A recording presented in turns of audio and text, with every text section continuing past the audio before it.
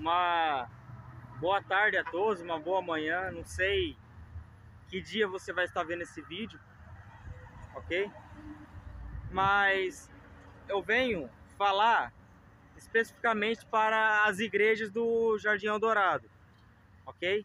Mais especificamente com os pastores das igrejas do Jardim Eldorado. Meu nome é Gabriel. Eu congrego juntamente com o pastor Arley, ok? Apenas de domingo. Eu deixo os outros dias vagos, geralmente, para visitar outras igrejas. Se perguntarem com qual pastor congrego, eis aí que estou dizendo, estou congregando com o pastor Arley, ok? Os outros dias eu deixo vago para eu poder visitar outras igrejas, para que eu também possa levar publicamente este convite. Mas eu quero apresentar aqui neste vídeo a proposta que eu tenho do evangelismo coletivo para o Jardim Eldorado. E como essa proposta vai se manter, como que ela deve ser organizada, ok? Caso você, pastor de alguma das igrejas do Jardim Eldorado, consentir comigo, concordar comigo a respeito desse evangelismo coletivo, recomendo que vá até a igreja do pastor Arley e converse comigo, ou peça o meu número em particular, ok? Converse com o pastor Arley e fala: eu quero o número do Gabriel, o número do irmão Gabriel que congrega com você, e ele vai te passar. E uma coisa que eu quero dizer é o seguinte: a proposta desse evangelismo é todos nós sairmos com uma só camiseta, ok? Todos nós, toda a igreja do Jardim Eldorado, porque esse é o desejo do meu coração, que todas as igrejas do Jardim Eldorado se unam para ganhar o bairro de Eldorado para Jesus, ok? E se é para Jesus, então que não haja rivalidade. O que eu proponho é que ninguém convide ninguém para ir à sua igreja. Que nós venhamos propor. Os pastores de cada igreja vão dizer: vocês estão livres para escolher a igreja que vocês querem ir. Qual é o intuito meu com isso? É que eu creio que Deus há de arregimentar pessoas nas igrejas que Ele quer que essas pessoas vão. Então, Deus vai dividir as pessoas do Jardim Eldorado, as pessoas que não vão à igreja, as pessoas que não frequentam a igreja, vai dividir essas pessoas do Jardim Eldorado em suas opiniões. Uns vão querer ir para a igreja, outros não vão querer ir, mas devemos fazer isso insistentemente todos os sábados. Todos os sábados, todas as igrejas do Jardim Eldorado devem se unir. Devemos pensar a curto, a longo e a médio prazo.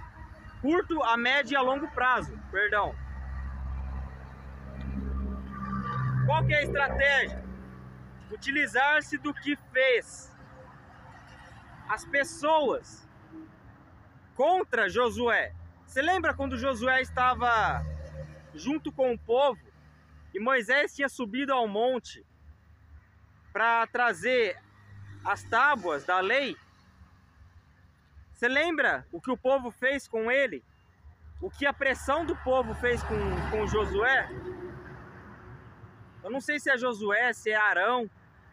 Perdão, não me lembro agora. Você sendo pastor, você sabe quem que é. Porém,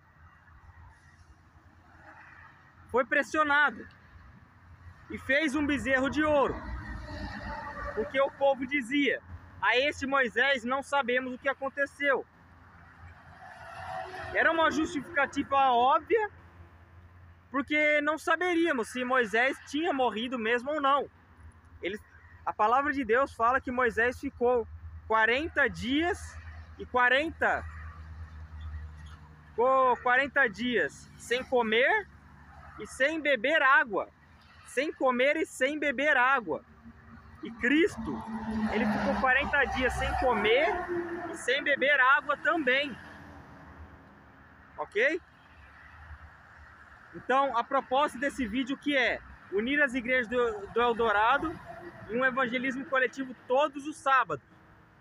Por que todos os sábados? Porque está escrito que o sábado, ele é o dia do Senhor. Que o sábado foi o dia que Deus escolheu para ser santificado, para ser adorado pelo povo judeu. Não só pelo povo judeu, antes que houvesse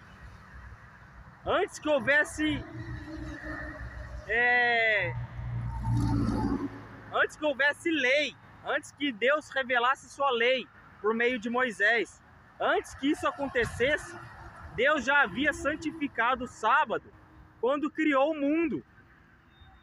Quando criou o mundo, ele santificou o sábado.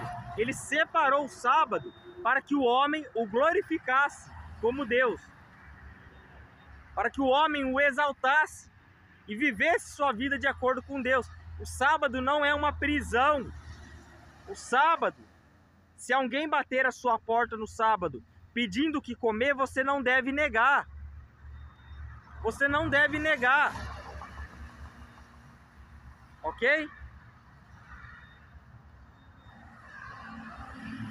Aquele que tem fome e sede de justiça sabe do que eu estou falando.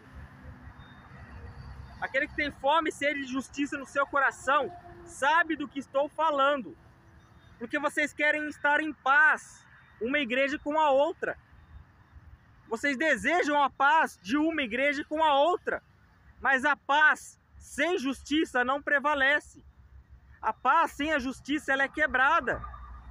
Para que a paz seja duradoura, para que a paz seja longânime, ela tem que ser uma paz pautada na justiça e na verdade.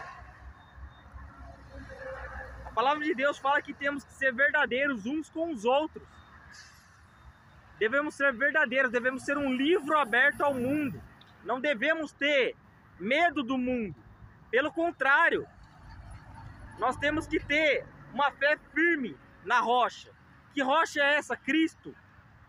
E o que Cristo é? A verdade. Cristo é a verdade. Ele não falou que a verdade é algo que Paulo pensava ou que Apolo pensava. Ele não falou que a verdade é o que o apóstolo Mateus pensava. Não, ele falou que ele é a verdade. Ele declarou a verdade como uma pessoa física. Ora, se Cristo morreu e ressuscitou dos mortos, vivo ele está. Vivo ele está. Mas muitos cristãos vivem no mundo que criaram para si mesmo, em particular, nos seus corações. Vivem como se Cristo não houvesse ressuscitado. Eles não creem de todo o coração que Cristo ressuscitou dentre os mortos. Ok? Eles não creem. Eles creem da boca para fora, por isso não são salvos. Todos esses homens que em seus corações, em seus pensamentos, pensam que Cristo em algum momento não foi ressuscitado, este homem nega a fé. E por negar a fé e não reconhecer o seu pecado, Deus não o perdoa. Ora, é mais do que óbvio. É mais do que óbvio, não é espantoso ver que no mundo você pede ajuda para as pessoas do mundo e as pessoas do mundo, elas não te ajudam. O que me espanta é saber que pedindo ajuda para irmãos da igreja você tenha ajuda negada. As pessoas estão mais preocupadas com deixar bonito o templo, deixar o templo bonito com um ventilador, com ar-condicionado, com televisão, com um monte de coisa. E televisão não, né? Mas querer deixar a casa de Deus bonita. mas quer deixar de fazer a justiça. Porque está escrito, o próprio Cristo falou, e está escrito no Velho Testamento também. Ele falou uma palavra do Velho Testamento. Não havia Novo Testamento para Jesus pregar. Jesus pregou com base no Velho Testamento. Então não existe essa de velho e de novo. No Velho Testamento também havia graça. Esse é um convite que eu estou fazendo aos pastores. Vocês sabem mais da palavra de Deus do que qualquer um outro. Se vocês não se unirem, se vocês que têm grande influência na igreja em que vocês congregam, se vocês não se unirem e tomarem essa iniciativa, acontecerá que o bairro do Eldorado continuará como está. Continuará como está. E se não fizerem isso de todo o coração, sem pesar, sem rivalidade, se não fizerem alegremente isto, o Senhor de nenhuma maneira os atenderá. Eu estou fazendo um convite, é uma sugestão. Como estaremos em um grande número, grande multidão, se vocês se unirem a mim e eu me unir a vocês, eu me unir aos pastores para isso, e concordarmos e discutirmos sobre esse assunto, de como vamos organizar, eu tenho uma proposta, que cada pastor organize a sua igreja. Cada pastor organize a sua igreja. E que quando um falar no evangelismo, o outro se cale. O outro se cale. E os próprios pastores devem organizar. Os próprios pastores devem organizar as suas igrejas dessa maneira. Sentar com cada membro de sua igreja e fazer perguntas difíceis sobre a palavra de Deus, a fim de analisar o conhecimento de cada pessoa de sua igreja, para separar os grupos. E desta forma deve ser separados os grupos. O que não tem muito conhecimento, ele deve andar com aquele que tem mais conhecimento, ou com pastores, ou com pessoas que têm mais conhecimento, mais influência. Mesmo que seja um membro, mas deve andar com um membro que tem mais conhecimento, ok? A pessoa que não tem conhecimento, é um conhecimento muito razoável, que não lê a Bíblia, para que ela aprenda, ela deve andar com uma pessoa que saiba da palavra de Deus, ok? E assim o pastor vai dividir os grupos da maneira que ele achar melhor, ok? Mas uma pessoa que tem conhecimento mediano, ela deve andar com pastores e com pessoas de mais influência. Por quê? Para que se ela errar em algo que ela falar, porque o conhecimento mediano, ele pode apresentar muitas falhas, ok? Então, caso ao ver alguma falha, deve andar com o pastor para que o pastor corrija o ponto de vista dela, ok? Caso ela erre, ok? E, logicamente, o pastor não deve interromper esta pessoa enquanto estiver pregando a palavra. Quando ela encerrar a sua palavra, que falar com as pessoas, aí sim o pastor deve falar por cima, não descredibilizando a palavra, ok? Mas corrigindo alguns pontos que estiverem errados, ok? Então, essa é a minha proposta. E saindo do Eldorado, nós marquemos um ponto em específico e saiamos para convidar as pessoas no próprio sábado para uma reunião no campo do Eldorado, no campo de futebol do Jardim Eldorado, às 3 horas da tarde, todos os sábados. Vamos fazer isso como igreja, unidos como igreja, porque está escrito: Nisto conhecerão todos os homens, que sois meus discípulos, se tiverdes amor uns aos outros. Em outras palavras, se a igreja se amar, não está falando de amar o próximo. Amar o próximo até as pessoas do mundo fazem. Está falando de amor de irmão para com irmão.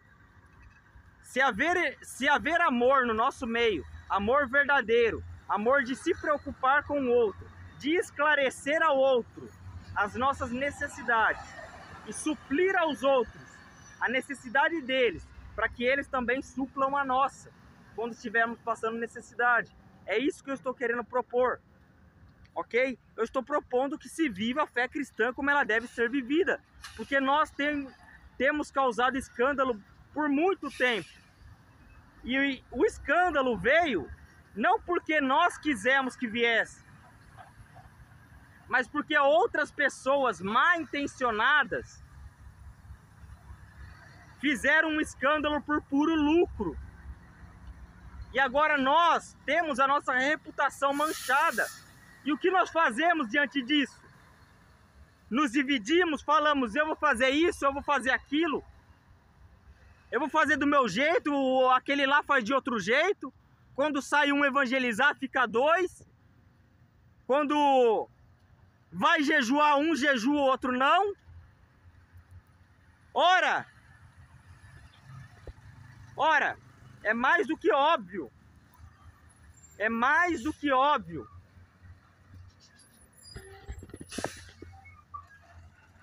É mais do que óbvio que os filhos das trevas são mais prudentes do que os filhos da luz. A união entre satanistas. Satanistas são mais unidos do que cristãos. Porque na hora de se unir, porque na hora de nos unirmos, né? Prosseguindo o vídeo que tinha cortado. Na hora de nos unirmos, nós não nos unimos por completo. A gente tem medo, tem receio do que os outros vão pensar na hora de ter um amor de irmão por irmão. Ora, a palavra já fala, amor de irmão para irmão. Vocês se dividem, vocês se enchem de dúvidas. Vocês se enchem de desconfiança um dos outros. Os filhos das trevas não. Eles não têm desconfiança um dos outros. Existe satanista que só quer pregar o satanismo e ir contra o cristianismo. E existe satanista que lê a palavra de Deus para enganar os cristãos. E ambos estão debaixo do mesmo propósito. Ambos estão debaixo do mesmo propósito. Mas agora, quando é para nos unirmos, eu não vou com aquele lá porque aquele ali é pentecostal. Eu não vou com aquele ali porque aquele ali, ele crê em não sei lá o que. Começa a dar desculpinhas. Se você quer falar de pentecostalismo, eu seria muito mais pentecostal. Só que debaixo do discernimento correto da coisa. Em Joel 2, no livro de Joel, vai falar que nos últimos dias, Deus derramaria do seu espírito sobre toda a carne. Os velhos sonhariam. Os jovens teriam visões. E o que você vê no Oriente Médio acontecendo? Pessoas que acreditam no Alcorão, acreditam em Maomé, em Alá. Essas pessoas tendo visões com relação a Cristo, falando que avistaram Cristo, que Cristo falou a elas. E essas pessoas não é um testemunho falso que elas dão. Elas morrem por falar desse testemunho. Elas morrem por falar desse testemunho. Agora eu te pergunto para vocês, que tipo de angústia, que tipo de aflição vocês aqui no Brasil estão passando para se angustiar, para ficar birradinho, ficar com a cara emburradinha com o seu irmão? Qual é o motivo seu? Agora, você pode estar falando, mas você está usando homens como exemplo. Vamos usar o exemplo de Cristo agora. Veja tudo que Cristo sofreu. Todas as dores que Cristo passou. Todas as angústias que Cristo passou. Sem pecar. Sem cometer pecado algum. Veja as angústias que Cristo passou em toda a vida dele, carregando o meu e o seu pecado. Para hoje você ficar com cara virada com relação a mim. Para hoje eu vim aqui ficar com cara virada para você também? Claro que não. Claro que não. Ele não fez tudo isso com o propósito de desunir a igreja. Obviamente Jesus falou: aquele que é por mim não é contra mim. Mas ele fala, aquele que comigo não ajunta, quem se recusa a ajuntar o povo de Deus, só fica dividindo, só fica espalhando. Quer saber como que isso se aplica? Vamos aqui pegar todas as igrejas para fazer um evangelismo, por exemplo, igual eu estou propondo. Vamos fazer um evangelismo ou, sei lá, vamos nos unir para uma ceia, por exemplo, para que todos possam comer e convidar as pessoas do bairro inteiro para isso. Que tipo de união tem ali? Será que um pega mais que o outro? Será que as pessoas saem pegando umas coisas mais do que as outras? Será que as pessoas não estão sendo mais egoístas e pensando menos nos outros? Porque quando se reúne na casa de Deus, deve-se haver ordem e decência. Ordem e decência. Para fazer qualquer coisa que seja. Porque a palavra de Deus fala, quer comais, quer bebais, quer viva, quer você faça qualquer outra coisa. Faça tudo para a glória de Deus. Tudo. E ora, Israel, quando ofertavam, não haviam ofertas que eles ofereciam de animais, que eles comiam essa oferta. Paulo fala, veja Israel segundo a carne. Os que comem a oferta diante do altar não estão em comunhão com o altar? Não estão em comunhão com Deus enquanto comem a oferta que Deus mandou comer, porque era necessário sacrificar um cordeiro. Havia um tipo de sacrifício que você tinha que sacrificar um cordeiro. No primeiro dia da festa você comia uma parte da carne do cordeiro. Uma segunda vez você comia a carne do cordeiro. O segundo dia da festa você comia a carne do cordeiro. E o terceiro dia da festa, se sobrasse, deveria ser queimado. Você não poderia comer. Você não poderia comer. Porque se você comesse, você estaria blasfemando contra Jesus. É basicamente isso. Por quê? Se você comesse da carne de Cristo no terceiro dia, que representaria o dia da ressurreição de Jesus, simboliza que você estaria matando Cristo. Simboliza que você estaria matando Jesus. Depois dele estar ressuscitado, simbolizaria que você estaria rejeitando esse sacrifício. Esse é o símbolo que está por trás dessa figura. Então, olha, qualquer coisa que a gente fazer como povo de Deus, devemos fazer em união, não fazendo do jeito que a gente quer. Porque se for fazer do jeito que a gente quer, no dia que vier a perseguição, eu não vou morrer porque aquele meu irmão fez isso e aquilo contra mim. E daí vai lá e entrega o irmão. O irmão é corajoso, morre, é salvo. Este perverso continua vivo. Se acovardando até o fim dos tempos. Vai se acovardando, até chegar o tempo em que esse mesmo irmão será lançado fora. Sabe quem Deus vai usar, né? No fim dos tempos, para dividir, separar o joio do trigo. É o anticristo, e ele já está fazendo isso com a morte dos cristãos no Oriente Médio. Ou você acha que nunca vai bater na sua porta? Ou você acha que a água nunca vai bater na sua bunda? É claro que vai. Claro que vai. E não tardará. Continue nessa falsa paz, achando que vai haver paz. Ok? Achando que a paz vai ser eterna aqui na Terra. Você ama tanto as coisas da Terra que você acha que a paz vai ser eterna aqui na Terra. Você vê as coisas horrendas que se fazem no mundo e você acha que o mundo é bom, porque você acha que tem paz. Paz. Uma falsa paz. Nós não viemos como cristãos para promover paz. Nós viemos como cristão para promover espada, para promover justiça ao mundo.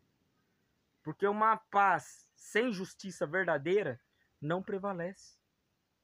Um mundo sem justiça não prevalece. E uma nação cujo Deus não é Jesus, não prevalece. Porque está escrito, bem-aventurada a nação, cujo Deus é o Senhor. O Senhor que está referindo aqui é Jesus. É Cristo Jesus. Ok? Graça e paz. E compete ao governador desta nação que ele seja 100% pautado em Cristo e crie leis 100% cristãs. 100% cristãs. 100% com base cristãs. Caso contrário, toda a nação será maldita. Toda. Quer seja justo, quer seja injusto. Toda a nação ficará debaixo de uma maldição. Quer seja a fome, quer seja doenças, como houve a grande pandemia de 2019, quer seja o que for. Por que você acha que chegou ao Brasil? Não teria chegado ao Brasil a pandemia. Não teria chegado ao Brasil a pandemia se a nação fosse 100% cristã. Mas agora, quer ser cristã, quer ser hinduísta, quer ser ateu, quer ser isso, quer ser aquilo, não quer ser 100% cristã. Quer ser 100% ateia, mas não quer ser 100% cristã.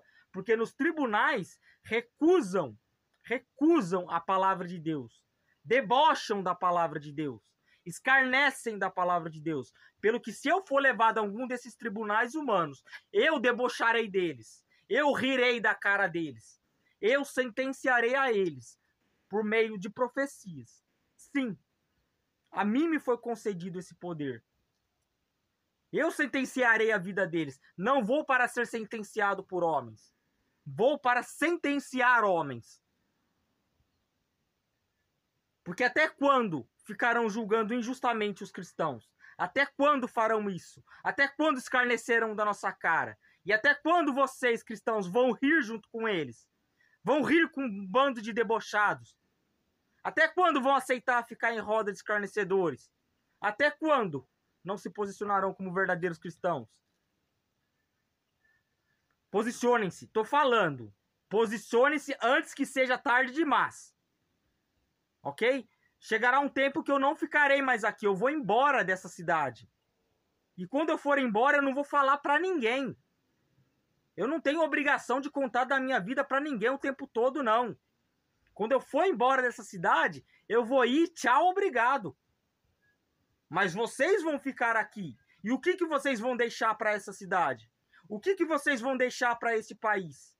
O que vocês vão deixar para os seus filhos, para suas filhas? O que vocês vão deixar de legado para os filhos do seu vizinho, para o seu vizinho? O que você vai deixar de legado para eles com relação às suas raízes cristãs? O que vai deixar de exemplo para ele em suas atitudes, em suas ações, em suas falas, em seus comportamentos, sua maneira de comer, vestir e se comportar? Como vocês se comportarão diante de tudo isso? Como? Posicionem-se. Estou falando aos pastores, posicionem-se. Tomem atitudes de homens de Deus. Não fiquem como covardes, como um bando de mulheres que não sabem o que fazem, como mulherzinhas desesperadas. Vocês são homens. A vocês foi dado a palavra de Deus. Vocês podem falar da palavra de Deus na igreja. As mulheres não. Vocês podem. E vocês que podem falar da palavra de Deus, agem como covardes. Agem como covardes. Posicionem-se. Esse é o chamado que eu estou fazendo a vocês. Posicionem-se, porque chegará o dia que eu não estarei aqui. Chegará o dia que eu pagarei com a minha vida. E que eu morrerei. Por esse Deus que eu estou defendendo. Jesus. O vosso Deus também. Ok? Chegará um dia e não será muito tarde. Será breve. A partir do momento que vestir-me de pano de saco realmente, haverá 3 anos e meio. Depois de 3 anos e meio serei morto E aí sim começará a grande tribulação. Aí sim vocês começarão a ser perseguidos. Não se enganem. Eu serei o primogênito da grande tribulação, do limiar da grande tribulação. Eu e Abner comigo. Seremos os primogênitos, seremos os primeiros a morrer. Coragem não é você ter ausência de medo. Coragem é você mesmo com medo agir.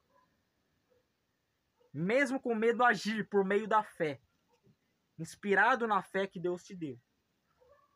Ok? Graça e paz a todos. Fica esse convite. É necessário ser rígido, sim. Com relação ao pecado, com relação ao trato que a igreja está fazendo. Ok? É necessário ser rígido, sim. Ok? E eu cobro essa rigidez da igreja porque eu sou parte da igreja. Não estou falando por parte do mundo. Não estou defendendo o mundo. Eu estou defendendo os filhos de Deus.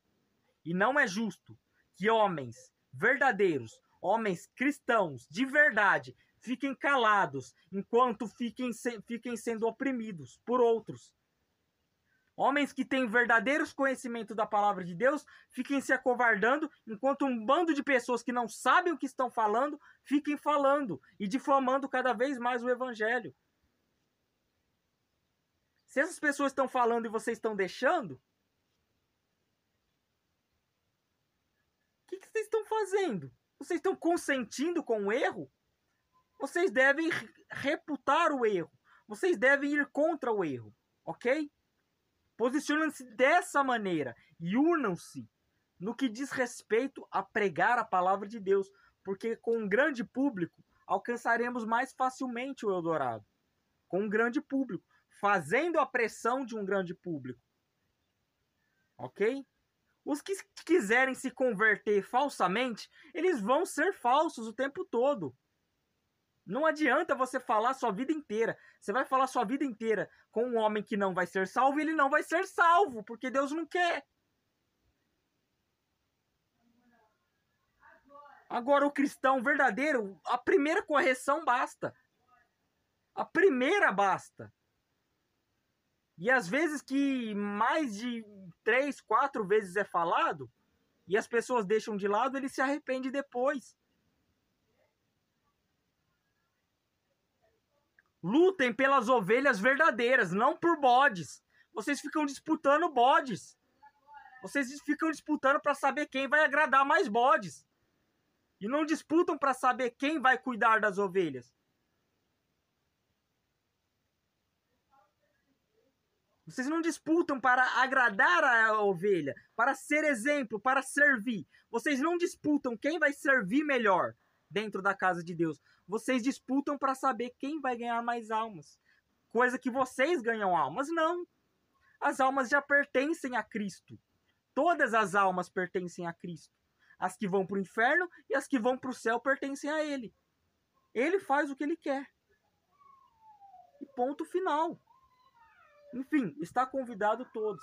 Estou convidando a todas as igrejas a fazerem isso, ok? Graça e paz. Deus abençoe a semana de cada um de vocês.